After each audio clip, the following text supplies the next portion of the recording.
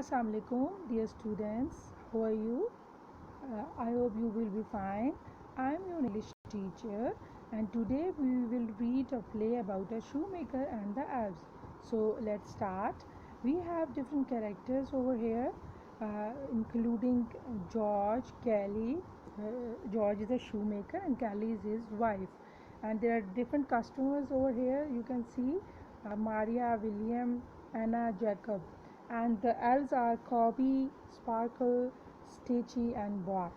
Okay, many years ago they lived a good-hearted shoemaker in a clean and peaceful village.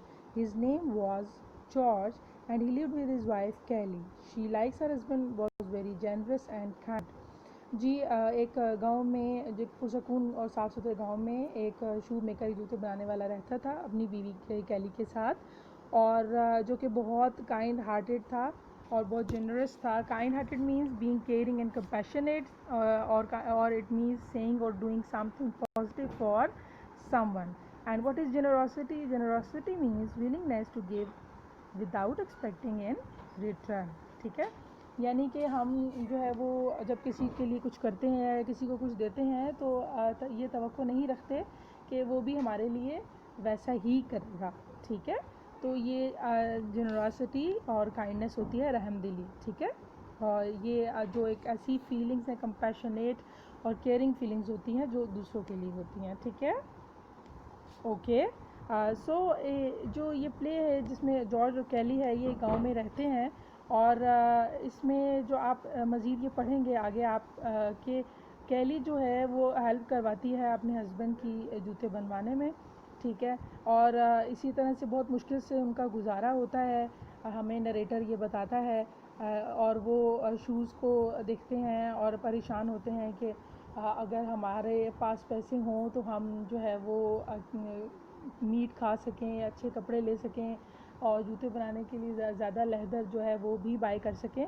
तो यही जो चीज़ें हैं वो काम करने के दौरान सोचते हैं कि ऐसा होता है कि एक दिन जो है वो एल्व्स जो है वो आते हैं, और उनके जो जूते हैं, जो उनका काम है, वो रात में जब वो सो रहे होते हैं, ठीक है, यानी जॉर्ज और कैली जो उसके हस्बैंड वाइफ हैं, वो जब सो रहे होते हैं तो एल्व्स आकर उनकी हेल्प करते हैं.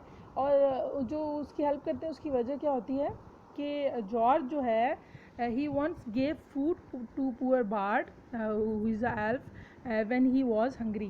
जी, उसने क्या किया है, क्या किया, उसने उसको फूड दिया पुअर बार्ट को जब वो बहुत भूखा था.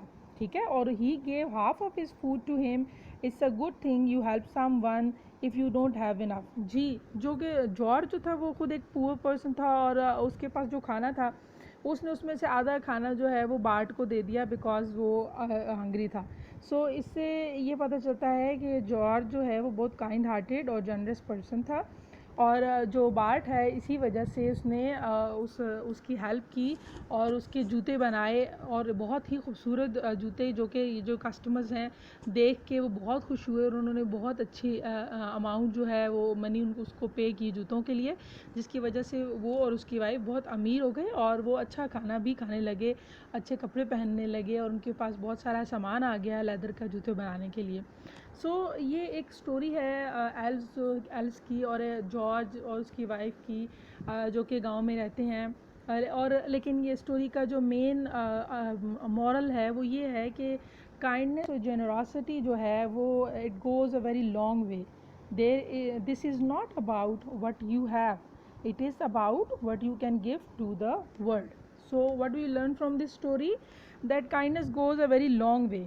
Okay, the whole universe supports you in this way, that it's not about what you have.